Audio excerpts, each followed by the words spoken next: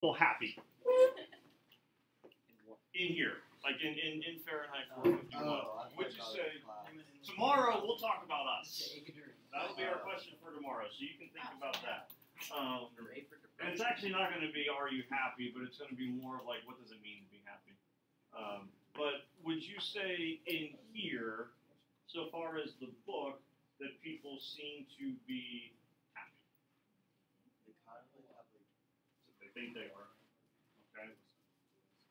Which, hold on, I'm sorry. Which probably means they're not then, by you going, they think they are? Okay.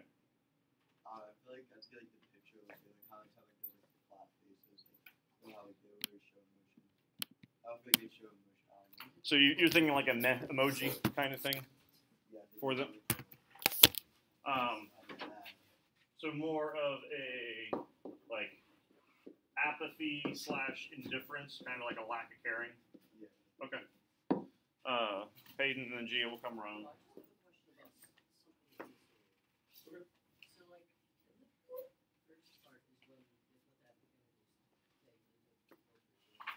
The mechanic, like the hound? No. Oh, for with Millie. Yeah, that's. Yes. Did they ever explain like what exactly happens or what that is?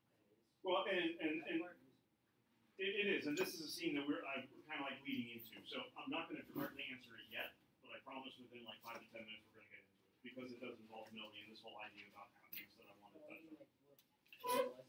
What did they do? I'll explain.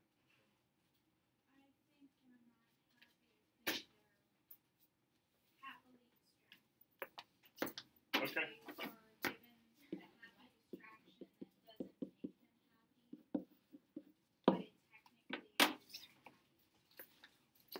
What does happen, or at least what is the assumption that happens with Millie?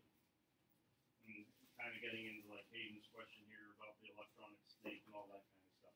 What do we know about Millie? Like we know from a character standpoint, Millie is Guy's wife. If we're going to characterize Millie, Millie always watches TV.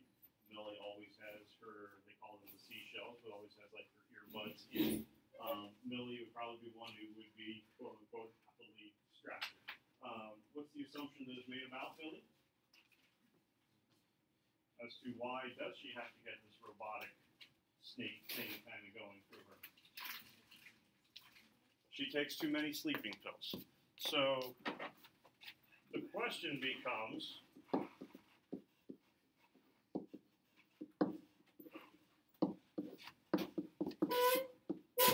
is this something that she does purposely, where it becomes essentially like an attempted suicide? Is it something that she does accidentally?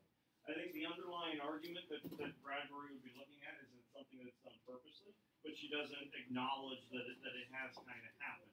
When Guy notices what has happened to Millie when he comes in, and Hayden basically calls like 911, and you have the guys come in. Basically, you get the sense that they are doing essentially like a blood transfusion. And this is where you do kind of like have that sci-fi kind of thing where we're taking out the bad and we're going to put in the good. The part that's really kind of weird about it would be it's almost like you called the 1-800 number for the midnight plumbers to come in and fix that leak that is going to mess up the whole house if it doesn't get taken care of right now. Like they pretty much just show up, they do the job, they don't stick around because what do they say they have to do? We got more. We get like 9 or 10 of these things a night. So it seems to be something that is kind of habitual. It is not as if the ambulance is showing up, EMS, we need to get her into the hospital right away, emergency, let's make sure we contact all those necessary people. Yep, we're going to let the snake kind of do the work. And I say plumbers because when you unclog a drain or you see what's wrong with the drain, they'll put in like literally, not this live snake, but the tool that they call a snake. They're basically snaking Millie, where we're going to take out the stuff that's bad, we're going to put in the stuff that's good, and now she's going to be okay. It's not a big deal. MedExpress will take care of the cost and all that kind of stuff. Excuse us while we move on and go someplace else. So, there's that idea that, it should be a utopia is the hope, because remember, that utopia is supposed to be like a perfect world where nothing is wrong, but the term that we're always going to associate when it comes to Fahrenheit 451 is it's more of that dystopia where there's some kind of bleak problem that is happening, and it seems as if, you know what, maybe the individuals who are living there, they're just not something that is fulfilling them the way that they think they could be or should be. And so Millie kind of becomes an example of that, but, you know, must have been something from, you know, we had a party last night, that's why I'm tired. Nothing to do with what could have been happening with the safety bills or anything along those lines. So that question as to, you know, are they happy, it doesn't really kind of seem that that's what's in the cards for them right now. At least for a lot of folks. Now, Guy, first question that you had in yesterday's quiz, how is Guy as a fireman? Like, what would be words to describe Guy as a firefighter at the beginning of the book? Pardon? Not at the beginning. He's enthused. It was a pleasure to burn. This is good. You know, so he is someone who is content, and you could say there's a difference between being content and happy, but this is someone who does seem to at least be, all right, everything is okay. And then Clarice kind of comes around, and this is the one that kind of, I don't want to say ruins things for him, but this is certainly someone who has kind of like changed the perspective. What do we know about this girl? What are some things that kind of make her different from regular average folks that we got?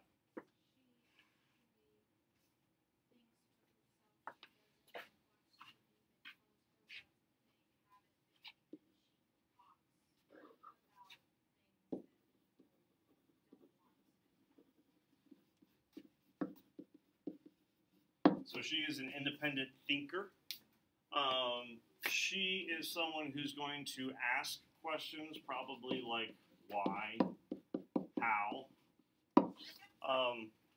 In one word answers, what's the simplest kind of question to ask?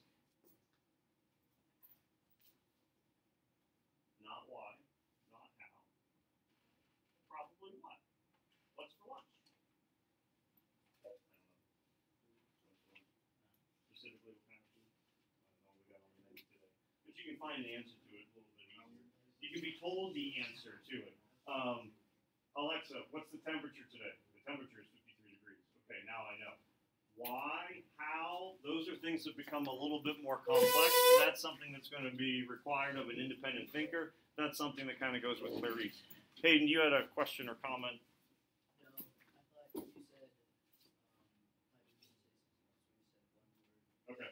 before you wrote that, I thought you were going to say one word. What does she do, besides like this thinking, which absolutely correct, what are things that she and her family do that make them unusual, that make them abnormal? Okay. Talk. She also likes to rhyme with talk. Go for. Walk. And this is kind of where that little alarm would be going off in your head. This sounds an awful lot like what other character? What other story? This sounds an awful lot like the pedestrian that we would have. And it's not that, oh my goodness, Clarice is the same person within the pedestrian, because it's not. But certainly that idea that, hey, at some point, if this were to continue, it's going to be a crime to go for a walk or to talk. That kind of seems to be one of the ideas that's getting thrown out there. Mr. King? I'm good. How are you? Yes, they are. Okay, bring stuff or? Okay, sounds good. All right, sounds good. Bye. Katie, main lobby, bring stuff. Ethan, main lobby, bring stuff. I don't know what, but. What? So, main lobby might be, I don't know if it's for anything with Keystone makeups. I have no idea, but said to bring stuff down. Can't give you, unfortunately, any more information than that. So, yeah, she certainly has some similarities as to what would have been happening kind of like with the pedestrian. What qualities does Montauk have that make him more receptive to her? Well, he's someone who, it turns out, is kind of willing to think, is willing to, you're going to talk to someone, what does that other person have to do? And with that, I'm thinking of an L word that would pretty much combine those three together. You have to listen. There's going to be that acknowledgement. There's going to be that communication. Hopefully, Mook will probably go with listening. So the quality that Montauk seems to have that's going to make him more susceptible, more receptive to that kind of influence, Montauk is willing to listen.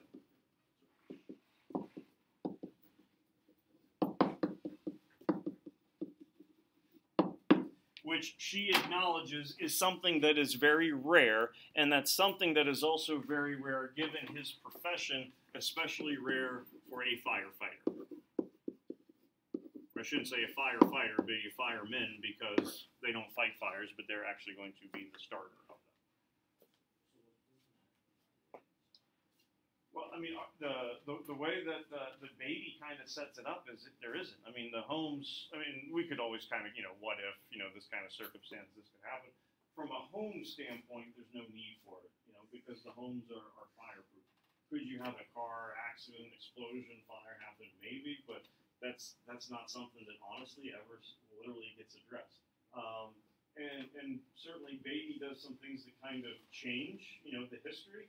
There's the little blurb as to the history of firemen. When did they start? 1790, Benjamin Franklin. And there's truth to that Benjamin Franklin was one of the organized the first volunteer fire department, but it wasn't 1790, it wasn't Philadelphia, and it certainly wasn't to start the fire. So, that history has been manipulated. But what can you not do? Because there's no record that people would have access to. And so that's certainly part of that power of censorship where we talk about maybe taking things away. It limits the idea that someone would even kind of look into it. Now, like, the people kind of in charge of this, like, country, whatever it's called, dystopia, they like, have access to that, or they just no one have access to it at all? To like the information, to the knowledge, to the books? Yeah. No, you get this, and I think you asked yesterday too, like, is everything like this, the city that they're in, kind of like the world? And I said there are some things that kind of end up being a little bit different. You do, I know it sounds like an awkward way to answer this. Who kind of seems to be the opponent to Guy? Who's the antagonist? Who's the one that is it's going to be Beatty, all right?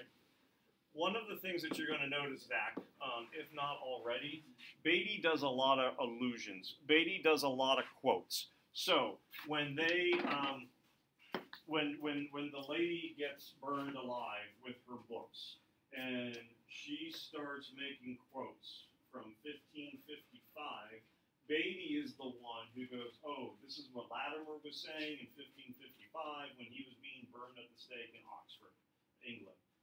So he certainly has a knowledge base to it. He certainly seems as if he is someone who has read before, and he even has that conversation with Guy that every firefighter at some point in his or her life gets the itch to try to read, and get access to this stuff. And you can borrow the book for 24 hours, and then you can bring it back, we'll burn it, and everything will be okay.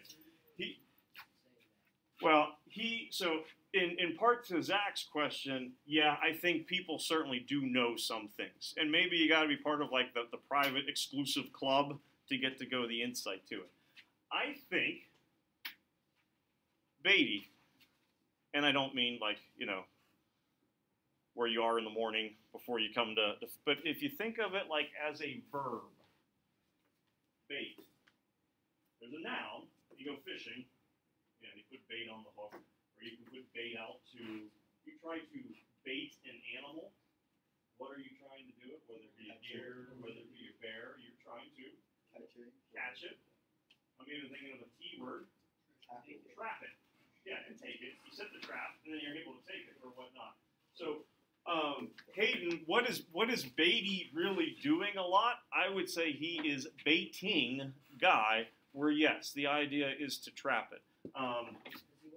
To trap him, excuse me. I think and I would take it a step further, I think he knows that he is kind of getting, a little too curious with it. And is like, is it truthful in that, sure, you can read that book for 24 hours and then we'll take it back? We don't know, because never is Guy going to go, here's the book, you can now take it. Do they take the flamethrower and whoosh, up goes Guy and he's never to be seen from again? That scene's not going to happen. But you take a look at what we have going on here with question number 3. Why do you think the mechanical hound has been programmed to react to Montauk? Well, what is a legitimate answer then to that question based on what we're just saying? I think someone knows without one. The logical answer would be that someone knows.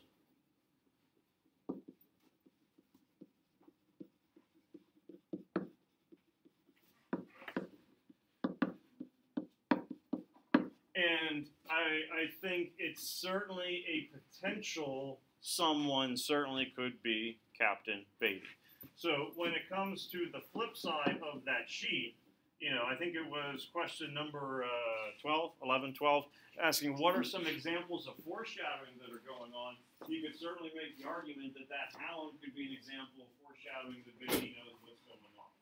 You know, Beatty just happens to show up the night that Guy doesn't want to come to work and he has a book kind of sitting behind him. You know, he just happens to have a conversation as to why people would want to read. It certainly seems that he would know something.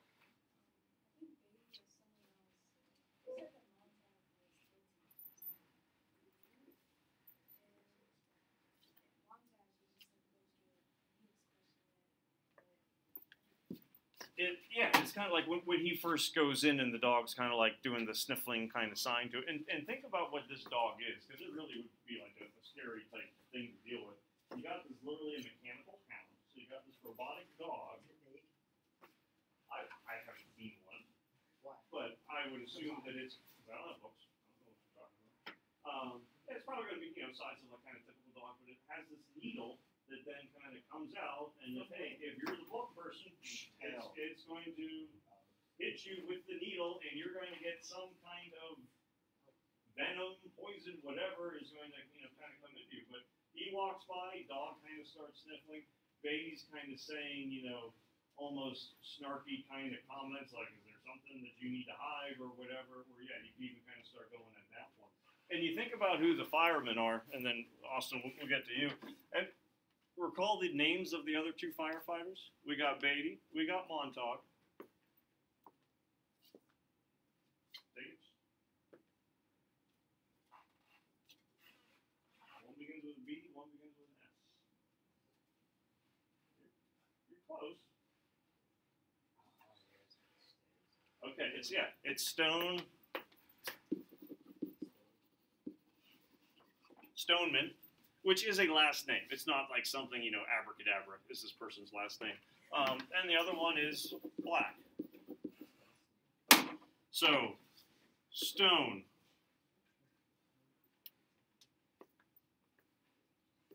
What do stones do or not do? So if you're a really good poker player, you would say that that person is stone-faced. You don't show emotions, all right? You are apathetic. You are indifferent. You don't really care about a whole lot. So, you know, this idea that there would be a lack of emotion.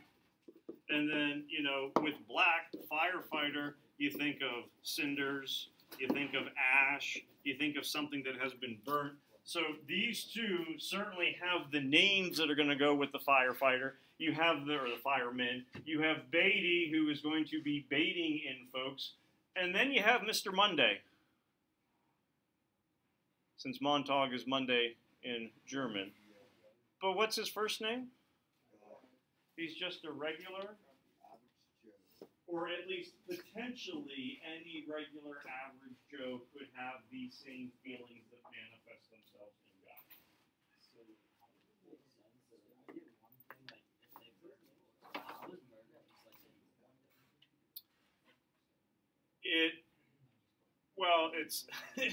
It's there's no logical answer that's going to work because this isn't meant to be, you know, to be logical.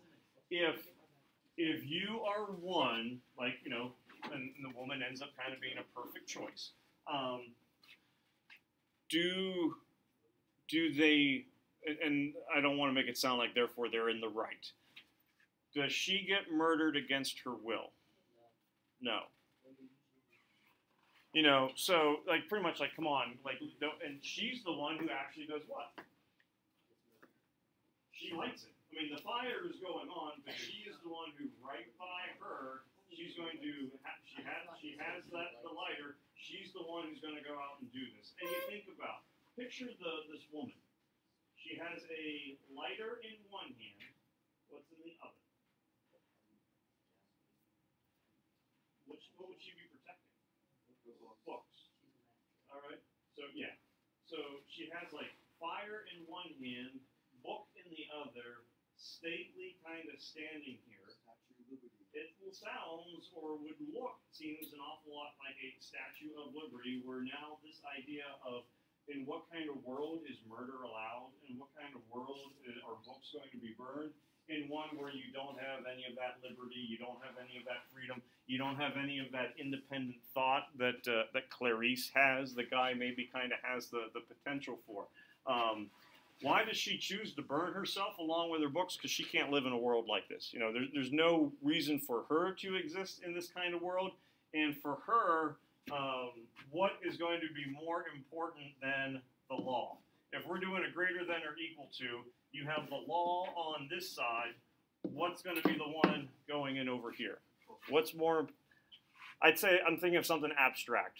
I think, yeah, you could certainly scope from a material standpoint. It's going to be books. Freedom.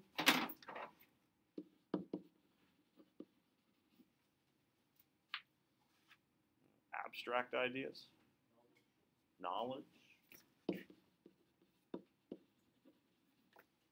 could say like ideals. You could say, you know, things like choice, personal choice, beliefs. So for her, you know, you can pick any one of those and you can insert some others. That's going to be more important than the law. And so that's the impact that really you kind of end up having on Guy, that he is beginning to realize that maybe there are some things more important than what the law, what the rule, what it is that I'm supposed to do. And that's where I think, not that you have to be a lawbreaker the way the Guy is, not that you have to really love books, and you can't say the Guy really loves books because he hasn't really read a whole lot of books. But there are some things that he believes in that are more important than others, and that's where like that ideal aspect kind of starts to kind of come in more so than anything else. Millie's viewpoint of the woman: she had books, she deserves it. And so you would think that this isn't a rare instance then that Millie would die, or excuse me, not that Millie would die, that the lady dies with the books, because Millie is certainly not impacted by it any way that the Guy is. Yeah, that's what's supposed to happen. You're a criminal, death penalty. Boom, that's what happens. That would be the viewpoint that would be going on here. Now, you know, if some will have capital punishment, death penalties happening maybe for murder, we're certainly not going to have a death penalty for theft, larceny, you know, things of that nature.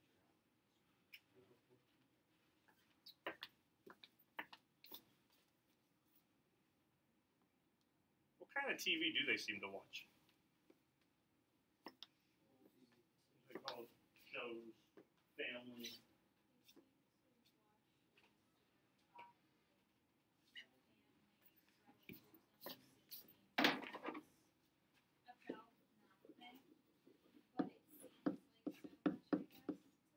It kind of seems like a little bit of a blend of sitcom, soap opera, and in some ways almost like reality TV, where it becomes part of your quote-unquote family. I have to watch The Bachelor every week. If I don't see The Bachelor, I'm going to be unfulfilled. Or I have to see America's Got Talent.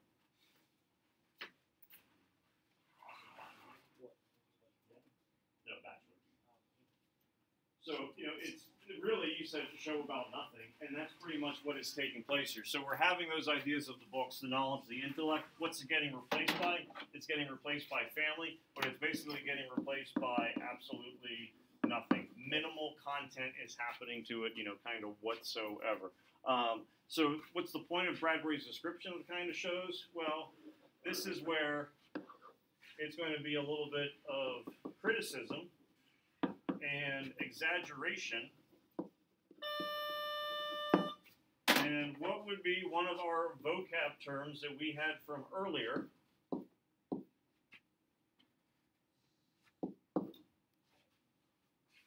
Criticize through exaggeration and humor. Criticize about some kind of aspect about society. That's when you're dealing with a satire. And so there are certainly going to be some satirical commentary, criticism that is, yeah, certainly meant to kind of take place about this. And part of that satire, part of that apathy certainly kind of continues on with question number 6. When we find out what has happened to Clarice, well, the assumption is by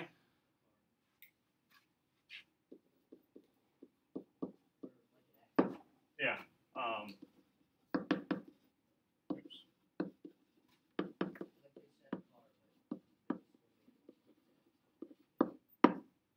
Well, and the fact that Beatty knows about it and talks that they've kind of been on the radar for a little bit, we've known about them. Does he have something to do with it? Maybe.